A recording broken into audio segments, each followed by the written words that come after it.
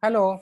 Today we'll talk about two topics, the protein synthesis and the post-translational modifications. In protein synthesis, we'll describe the steps and the characteristics of protein synthesis, as well as we'll define components required for translation steps and the steps as well of translation.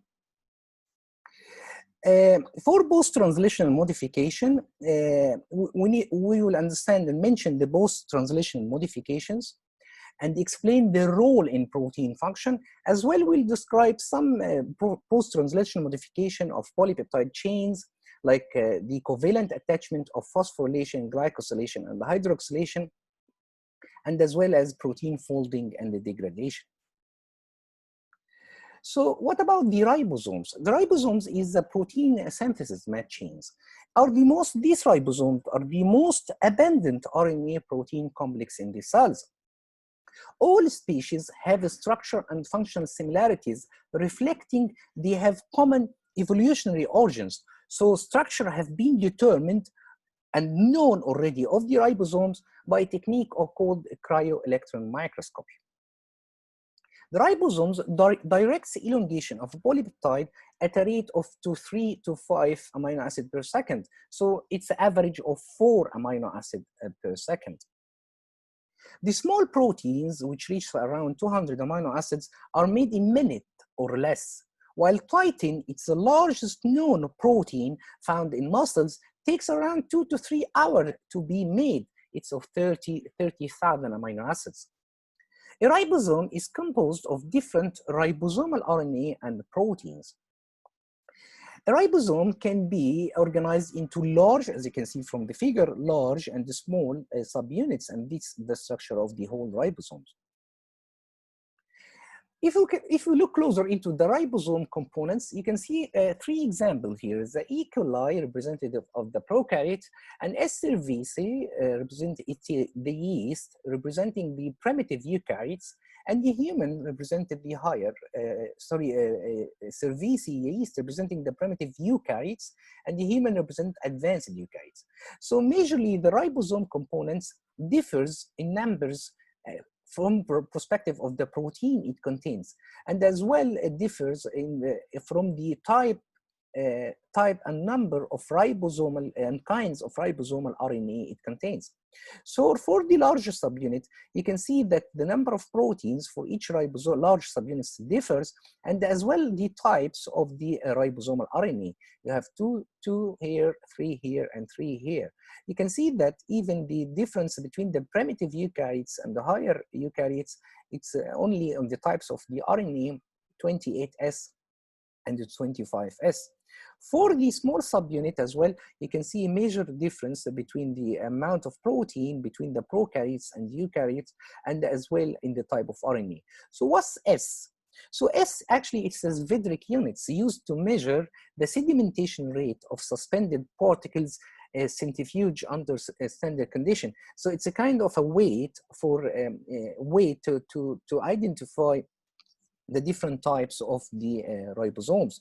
And basically it is named according to a scientist who put this principle, he's called Svedrick. So let's see the ribosome structure. So you have the small ribosomal subunit, you have the large ribosomal subunit, and this you can see here, it is binding to the messenger RNA. And you can see that the transfer RNA is coming charged, activated by the amino acid, sits on the messenger RNA, complementary the anticodon with the codon on the messenger RNA, and having the peptide bond. Once it sits on the in the ribosomes, the 2 amino acids that is adjacent to each other on top of each of the transfer RNA will form a peptide bond. And soon after that, a polypeptide chain is growing and is formed. Once this transfer RNA loses its amino acid by the binding to this and forming the chain, this one moved to outside, leaving uncharged or unactivated to be charged again or activated again and bind another amino acid and can go back into the cycle. So let's see in details what is the regions of the ribosome. You have basically three regions in the ribosome. You have the A region, which is amino acylated transfer RNA. You have the P site, A site and P site, which is this P site in which the transfer RNA link it to the growing polypeptide chain. And you have the E site, the exit site, in which when the transfer RNA loses its amino acid, it moves to this site before being exit from the ribosomes. In A site, it receives the initial transfer RNA, which is carrying the amino acids. In the P site, in which the polypeptide chain is formed. Both prokaryotes and eukaryotes contain two different transfer RNA for methionine. So methionine is the only amino acid that have two different RNA, transfer RNA. Any other amino acid have only one type of transfer RNA. So why methionine have two different transfer RNAs? Actually, it has the transfer RNA, we denote it as I, transfer RNA I-MET, and the normal transfer RNA, which we call it transfer RNA MET. So what's the difference between these both transfer RNAs for methionine? The first one, I, can initiate protein synthesis. So actually, this, as we said, as we just said, the transfer RNA coming with the methionine, the rule says that it sits on the A site. But since methionine is the first amino acid in any polypeptide chain, so it had to sit in the P site, because there is nothing, if it sits in A, there will be nothing in B site to bind for the amino acids to bind. So initially, the first amino acid transfer RNA have to sit on the B site. So that's why methionine have a specific transfer RNA, which we denoted I, that sits initially in the B site. So what about the transfer RNA MET, the normal one? Actually, the normal one, which you can add any methionine into the growing polypeptide chain. So it sits normally at the A site as if this transfer RNA the same as other transfer RNAs. So in case of the code of the methionine have been repeated in the messenger RNA. So the same amino acid transfer RNA synthase, which is the enzyme responsible for binding the transfer RNA, which with its corresponding amino acids. So for these two types of transfer RNA, they are the same enzyme used to activate or bind the methionine to these transfer RNAs. The AUG codon, actually it is the start codon in messenger RNA, which is only recognized by transfer RNA I-MET. So what about if the AUG codon comes again in the messenger RNA sequence later? In these cases, this AUG codon will be identified by the second type of the transfer RNA MET. So these some initials you need to be aware for the coming slides. EIF is the eukaryotic initiation factor, while EF is the elongation factor, while the ERF is the eukaryotic release factor. So let's see how the stepwise synthesis of proteins occur on ribosomes. So like transcription, translation consists of three stages: initiation, elongation, and termination. So let's talk about initiation. So initially, the small ribosomal unit binds to the eukaryotic initiation factor 3, as you can see from the figure. Soon after that, with the addition of the IF1A and the IF2 bound to GTP, it's a for generation of energy upon cleavage, this IF2 with the addition of methionine transfer RNA I, this is a tertiary complex that bound to the ribosome at the P site. And that's why it makes this kind of transfer RNA peculiar. And you can see the pre-initiation complex now is formed of two kinds of initiation factors, two IFs, actually formed of three types of IEFs.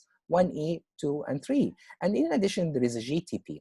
This pre-initiation complex soon waits for the messenger RNA. You can see the messenger RNA, and it is already processed. You can see it have a cap, it have a polyadenine tail, and no introns.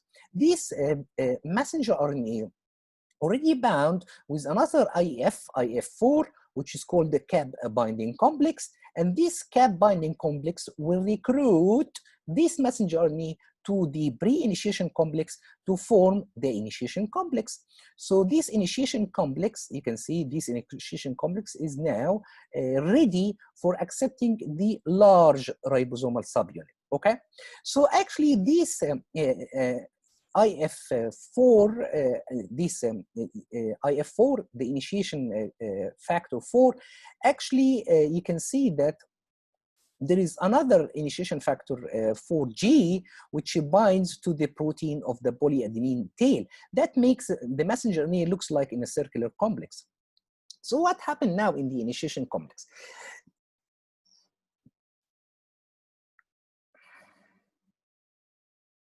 So one of the main function of 4A is to do helicase activity. So why the need of helicase activity? Because messenger RNA can form a double-stranded due to the binding and due to a secondary structure in the messenger RNA. So the helicase activity ensures that the messenger RNA need to be single-stranded to be efficiently translated. As well, this structure scans this complex, scans the messenger RNA looking for the start codon, which is UG, to start translation. And usually this start codon, is flanked by ACC front and G at the behind. And this sequence of nucleotides, which are around 7 nucleotides, is called Kozak sequence, according to the scientists who discovered that. So once there is a recognition, of the EUG at the Kozak sites for the start of initiation, the GTP, which is already here, is hydrolyzed to prevent further scanning. And in this step, this must be a reversible step, because already now the complex have detected the initiation codon, which is AUG, and needs no further scanning. So that's why the cleavage of GTP to GDB will result to preventing for further scanning. Soon after that, all of these factors are released, and now the transfer RNA I is bound to the initiation codon, AUG, and waiting to progress to translation. So you can see now the large ribosomal unit is ready. It bound to the complex, and now the ribosome is ATS ribosome. And you can see that the bounding of the large ribosomal subunit is facilitated by two types of initiation factor, the IF6 and the IF5 bound to GTP. And as well, this leads to the hydrolysis. This binding needs energy, which come from the hydrolysis of GTP into GDB. And this actually concludes the initiation stage of translation. As we said, okay. So let's talk about the elongation now. As you can see here, we have the first transfer RNA sits in the B site having the methionine. And you need to make in mind, usually the ribosome start to translation and it will have around 100 nucleotide upfront to the ribosomes, which actually you can consider this is the region of the untranslated region, if you remember from the lecture of RNA processing. So now it's ready to do an elongation step. So it needs to accept another transfer RNA at the A site. So you can see here, every transfer RNA will come and try to match the anticodon here of the transfer RNA with the codon on the messenger RNA. So the general elongation factor that is used for any of the transfer RNA, irrespective of the type of the amino acid, is called elongation factor 1 alpha. and it needs to be bound with a GTP to provide energy for the process. So at the A site, there is entry of the next transfer RNA loaded by the amino acid at the A site. Soon after being equipped the A site with the transfer RNA, the cleavage when the anticodon binds with the codon, the GTP is hydrolyzed.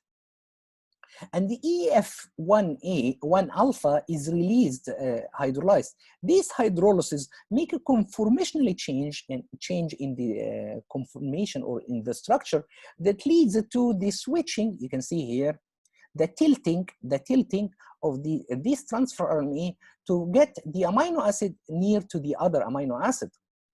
Soon after that, peptide is formed between the two successive amino acids, as you can see. And the first amino acid will become detached actually from the transfer RNAi. So you can see here that the binding lead to, with the movement, actually what moves is the messenger RNA. The messenger RNA is moved, so you can see that the transfer RNA are switched now. The one which uncharged now moved to the exit site, while the one which is charged by 2 amino acids have moved to the P site. Why it's moved to the P site? Because to enable the A site to be free to accept the new transfer RNA loaded with the amino acid which matches the codon of the messenger RNA.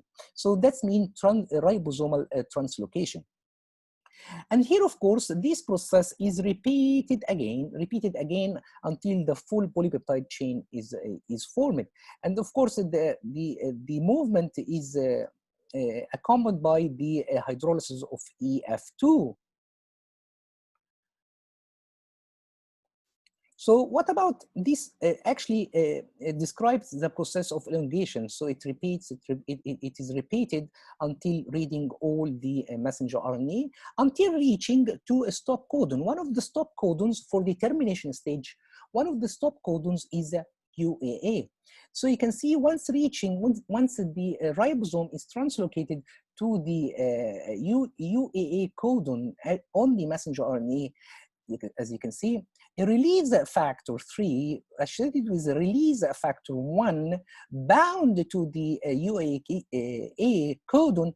This structure of these two release factors are similar in shape in transfer RNA. That's why it can fit easily in the A site. And you can see now the polypeptide chain have been already formed based on the sequence of the messenger RNA. Soon after that, once these complexes occur, the whole complex is dissociated, leaving ribosomes as a small and larger units, leaving free transfer RNA, and now the polypeptide chain, the nascent polypeptide chain, or the primary structure of protein have been formed. Soon after that, this nascent polypeptide chain falls into 3D conformation for having its proper function. Because normally what happens inside our cells, that proteins cannot function while they are in their primary structure. They need to be folded in the 3D form shape, and this is done by the help of special kinds of protein called the chaperones. And the process of folding and having the 3D conformation shape of the protein to be functional is done inside the endoplasmic reticulum. So this is a process is crucial for the functioning of the translated protein. And you can see here, this is a very good illustration of what is happening. So initially the transfer RNAi sits on the B side carrying the initial amino acid methionine. Soon after that, the succeeding transfer RNA, as you can see, the translocation as well of the ribosomes. Soon after that, the elongation step is commencing, and you have a polypeptide chain that is formed. And soon after that, until reaching the stop codon here, the UAA, which lead to the release of the whole structure again.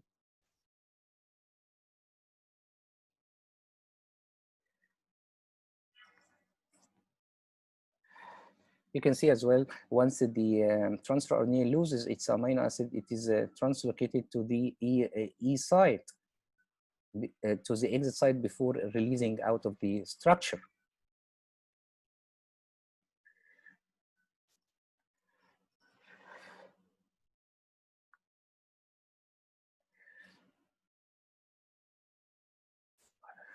Okay. So let's see some of the peculiar structure that may occur inside the cells. There is a peculiar structure which is called polyribosomes or polysomes. In these polyribosomes, actually it's a phenomena that increase the overall rate of protein synthesis. It is actually the simultaneous translation of a single messenger RNA by multiple ribosomes. As you can see from the figure, and of course, translation starts, let's put a timer. Translation starts from the 5' end. So you can see initially there is start codon and a small ribosomal unit.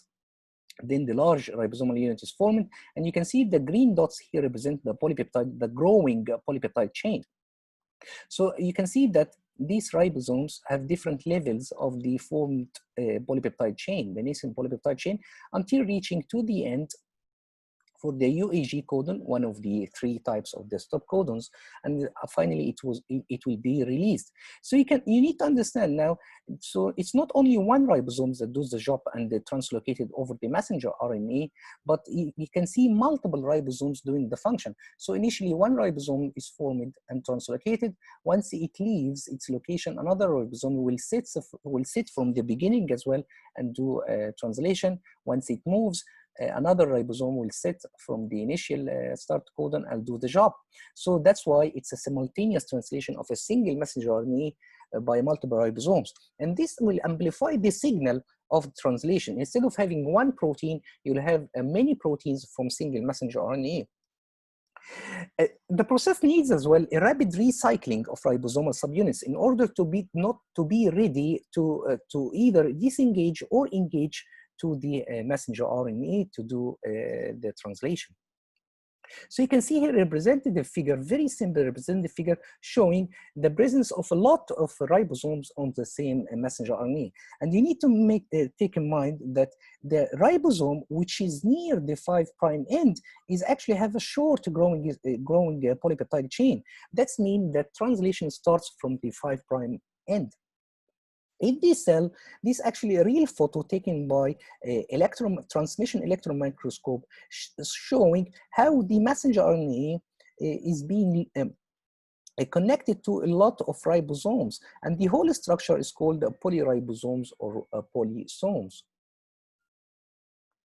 So messenger RNA carries the information from DNA in a 3-letter code, genetic code. So it has 64 possible codons. Actually, it is a multiplication of 4 by 4 by 4. And this universal code specifies the amino acids. There are 61 of the 64 possible codons specify amino acid, while 3 are stop codons. We already know one of them is UAA, the others are UGA and UAG. These 3 codons do not specify amino acid because they are stop codons. Only 2, methionine and tryptophan, have a single codon, while leucine and threonine and arginine have 6 different codons.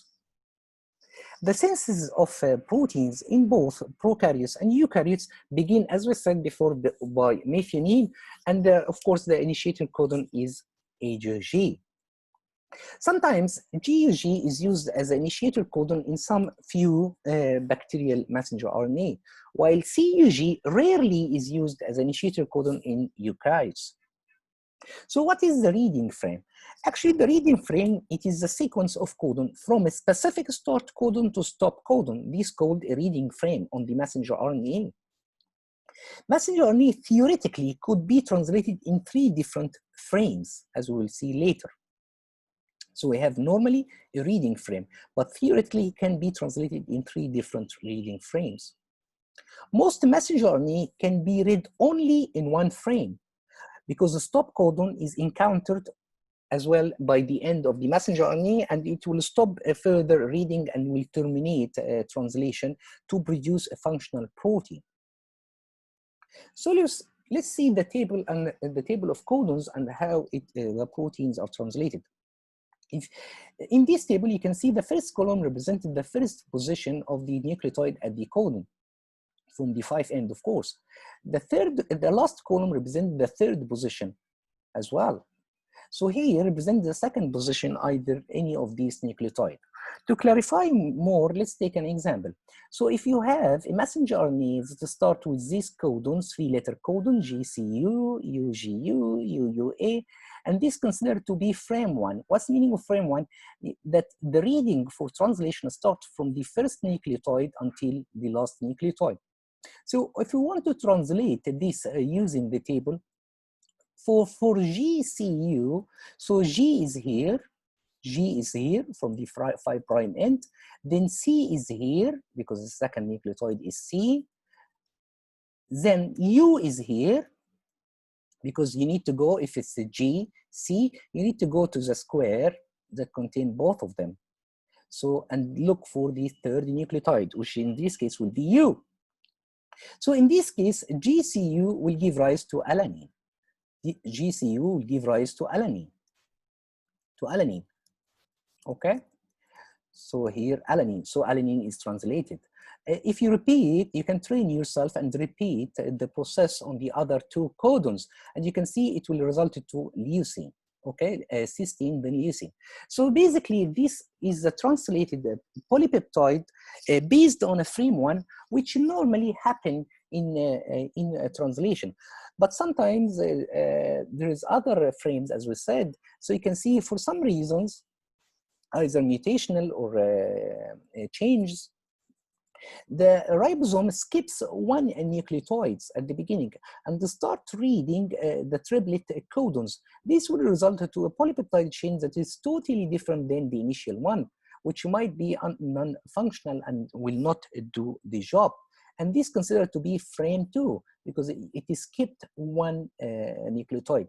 In other cases, it can skip 2 nucleotides as well. So another totally different type of polypeptide chain will be formed, which is totally different than the normal one. In either cases, both protein can be degraded and recycled again for using for making functional RNA. Because they must be degraded if they are not functional in order to not waste the resources of the cell. So let's see what is the importance of these structures, this protein. So we have a major problem now that we have a limited amount of genes in our genome, and we need a lot of proteins to do a lot of function. So we have around 25,000 genes, and we need around 1 million protein in our proteome to do several functions. So how this protein complexity occur, although a gene is translated into one protein? Okay, so there is a number of protein coding genes in the genome, and it's not enough for explaining the difference in the biological complexity of all the proteins that we have. So several phenomena can generate more complexity in the expressed protein than what it is predicted from the genome. First, as we discussed in previous lectures, that alternative splicing of pre-messenger RNA can yield multiple versions of messenger RNA that give rise to multiple isoforms of protein that each of them might have different function. And this puts a layer of complexity on the amount and the types and the functional protein that is produced upon translation. And they found that this can be reached up to the mean number they found of alternatively spliced messenger RNA can be around 6. So the average of the average from alternative splicing from one messenger RNA can give 6 different versions of the protein from that messenger RNA.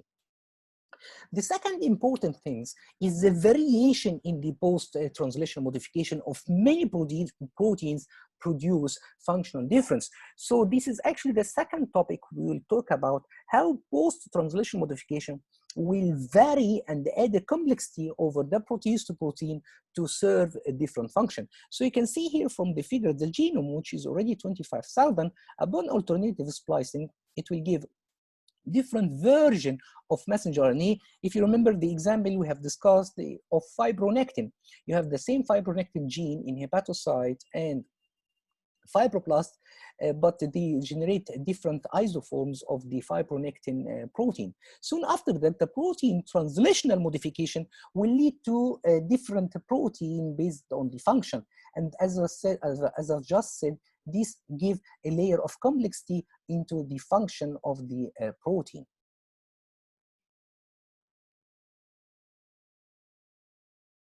So here you can see how post-translational modification is a lot of modification that is different. So actually it is a covalent modification on protein that occur after DNA has been transcribed into RNA and after translation of proteins. So the major types is phosphorylation, as you can see from the figure. Major types are phosphorylation, acetylation, glycosylation, methylation, hydroxylation, and ubiquitin-ylation. So we'll talk about 3 examples: the hydroxylation of pro-alpha chain and the formation of collagen, the histone tail modification, and protein degradation. So let's talk about first the histone. As you remember, we talked about the structure of histones. Let's go in details and how the histone can undergo post-translational modification, because histones actually is a protein. Normally, each of the histone protein making up the nucleosome core contain, as you can see from the figure, the histone tail. So each histone has a globular part that shares its part in the nucleosome and have a tail coming out from each other. So as you already know, there are 8 histone core. And if you calculate, each one of them have a tail of a amino acid sequence. So basically you have 8 tails, 8 histone tails. So each nucleosome, you can see 3 nucleosomes here. So the histone tail are required for chromatin to condense from the beads on a string conformation into the 30 nanometer fiber. Histones tail are hot subject to multiple post-translational modification.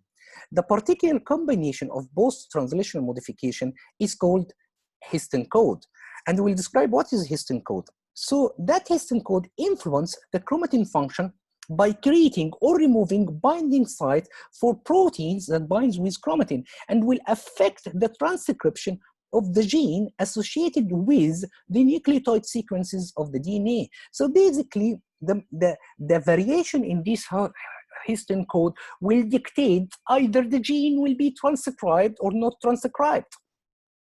So you can see here, for examples, so histone 2A, histone 2B, histone 3, histone 4, you can see these details. You can see a lot of modification can occur on a specific amino acids. You don't need to remember by heart this modification, but you need to understand the concept that the histone tails bears a lot of modification. Either you can see here phosphorylation, methylation, acetylation, and the ubiquitin-ylation.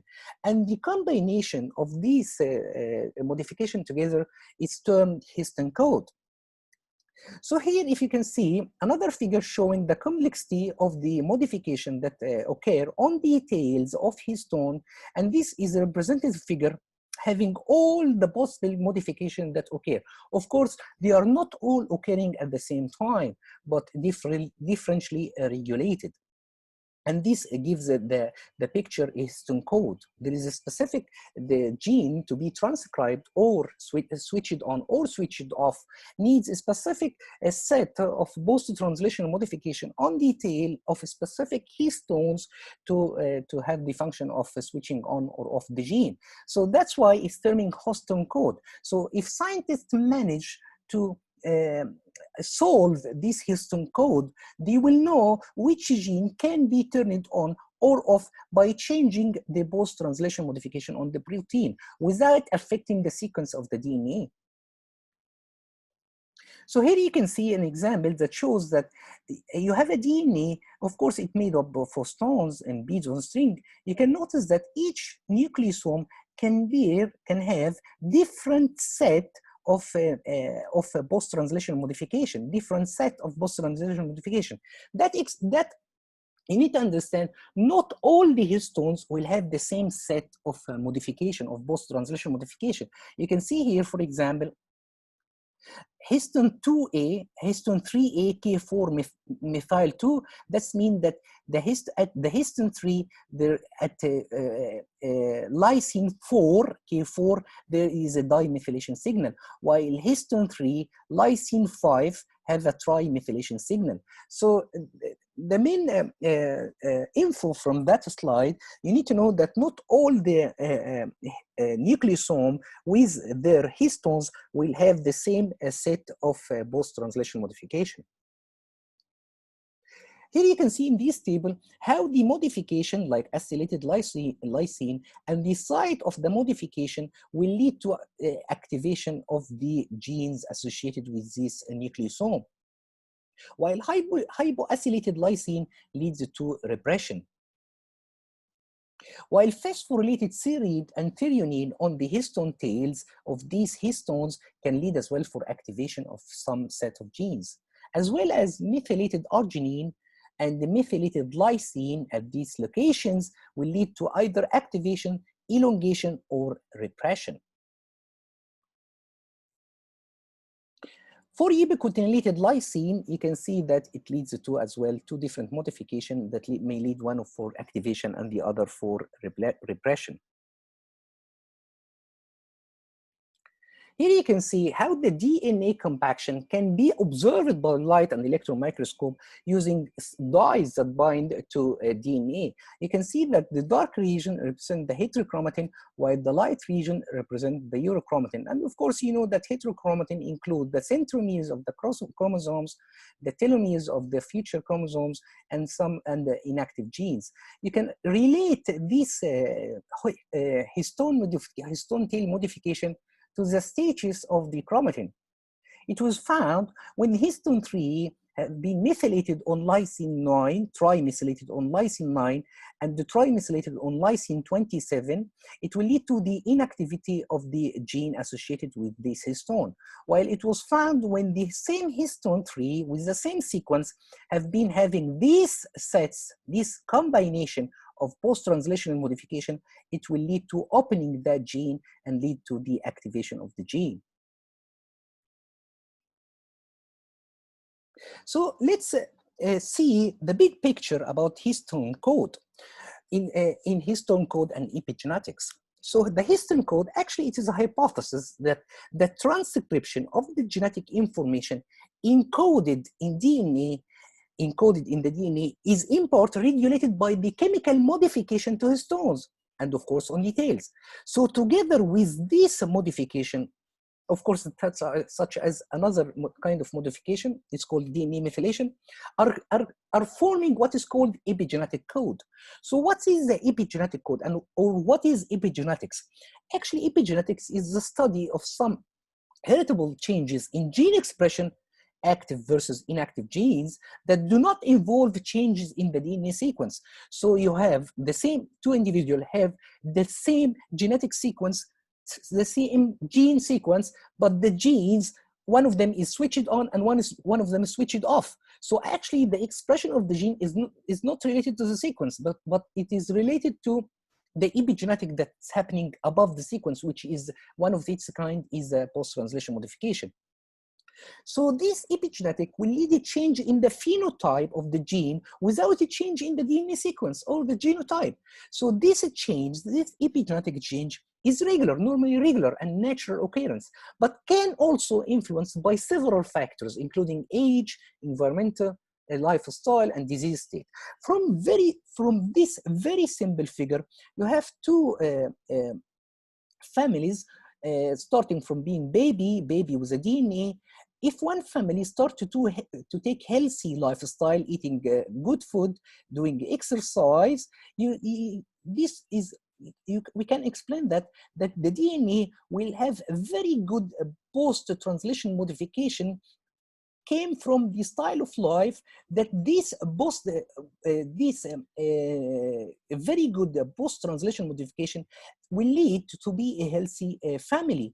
If the same family was taking junk food, smoking, fries, sodas, fizzy drinks, it will lead to a post-translational modification that it is very bad, that lead to non-healthy individuals. So although both of DNA actually are similar in DNA sequence, but what affecting the way, the healthy status of the individuals, the kind of the signal that is deposited on the DNA sequence. Okay. So let's talk about the second example of the post-translational modification is the ubiquitin and the proteasome-mediated proteolysis.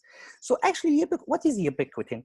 Ubiquitin actually is this very small protein, around 76 residues, that sits on lysine, that is added to lysine residue. So ubiquitination is specific for the lysine residue. And the subsequent addition of more ubiquitin lead to a polyubiquitination of a protein. So what's the main function of the polyubiquitination of a protein? So initially, a ubiquitin-1, ubiquitin activating enzyme, is conjugated to the ubiquitin, the 76 residue amino acid, and this, of course, on the expense of energy. Soon after that, a ubiquitin conjugating enzyme is added on the expense of E1, which is soon ubiquitin ligase is come in action and will help in the formation and the binding of the ubiquitin with the protein. So here the process of ubiquitination on the lysine residue have already occurred. So now we have a protein that is ubiquitinated on the lysine residue. Then the steps 1, 2, 3 are repeated for polyubiquitination. So now we have a protein that is polyubiquitinated on the lysine residue. So what happened to this protein? Actually, if any protein inside our cells is being polyubiquitinated, this protein now have been marked to be degraded. So proteins that are polyubiquitinated inside our cells must be, it's a mark for a machinery inside, a factory inside our cells, which is called the proteasome, which will degrade that protein. So as you can see here, we have a polyubiquitinated protein that will be recognized by a factory present in our cells, which is called the proteasome. This proteasome accepts the polyubiquitinated protein, engulf it, releasing the ubiquitin as in the process of de-ubiquitination, and taking up the protein because it's already in the 3D form shape. It needs to degrade this protein. So why the protein is degraded? Actually for two major reasons. Either it finishes its job, or it is translated and is not functional, and it is defective. So it needs to be degraded and recycled.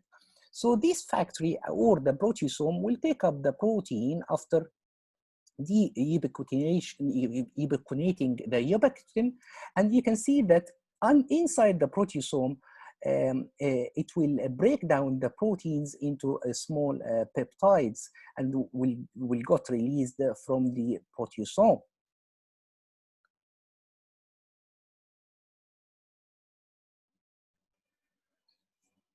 So as a summary for this slide, you can see that the proteasome, which it is a factory inside our cells for proteolysis of unwanted protein, either malfunction protein or finished job proteins. So it degrades the protein or hydrolyzes the protein into a peptide to be recycled again for new proteins formed. The second example of the post-translational modification is the hydroxylation of pro-alpha chains, which help a lot in collagen formation. So if you can see here, this is a cell which have the cytosol, the Golgi complex, and you have the rough endoplasmic reticulum, in which the ribosome sits on the rough endoplasmic reticulum, and there are the peptide chains, as you can see, alpha-1 chain. In the presence of vitamin C, which is crucial in the process of formation of collagen, you can see that there is the second structure of the initial structure of the collagen is formed. And you can see there is OH have been added on the polypeptide chain. So actually the OH, it is the process of the process of hydroxylation on the proline alpha chains. So these are the alpha chains that have been modified post-translationally by hydroxylation on the proline chain. Soon after that, a heat shock protein recognizes this pro-collagen. This heat shock protein recognizes this pro-collagen, which soon after that is transformed. This pro-collagen is transformed to the Golgi complex for lateral association and the process of polymerization. Soon after that, this Golgi complex will release this complex, this pro-collagen complex, outer side to the extracellular space, in which further processing for the Collagen molecules assembly and the cross-linking. So you can see here. Soon after that, the collagen fibril will be formed, as you can see, and this is a real picture of the collagen fiber. This collagen fiber is the basic unit, as you can see. This collagen fiber is the basic unit fibril of the collagen fiber, which is the basic unit of the fascicula, which is the basic unit actually of the tendon, which, as you know, important part of important connective tissue, type of dense connective tissue that is connected to the bones. So here, the summary for this slide, that the process of hydroxylation of the proline amino acid in the alpha chains of the procollagen is very crucial in the presence of vitamin C as well, in ultimately the formation of collagen. Another example of post-translational modification is glycosylation. So glycosylation actually is the addition of a carbohydrate moiety to the protein, and this will, the perfect example of this is a glycocalyx, which is the proteins that exist on the surface membrane. It can be glycosylated. So you can see initially the ribosomes have its protein translated, and this is the endoplasmic reticulum lumen. You can see the translated protein can be added, can have a carbohydrate attached to the translated protein, and this is post-translational modification. Upon further modifications, you can see that this protein finally can be released outside of the Golgi that and already modified by a carbohydrate molecules. So this protein can go to do its specific job, and if it's a protein that it will share its part and function in the cell membrane, so it have to migrate to the cell membrane to be exposed to the surface if it is one of the component of the glycoproteins that share its part in the glycocalyx of the cells. So here is, I've collected all the references and chapters from the previous lecture up till now to have it in one slide to refer it to the reference, the same reference we normally use. Thank you, and I'm waiting for your questions.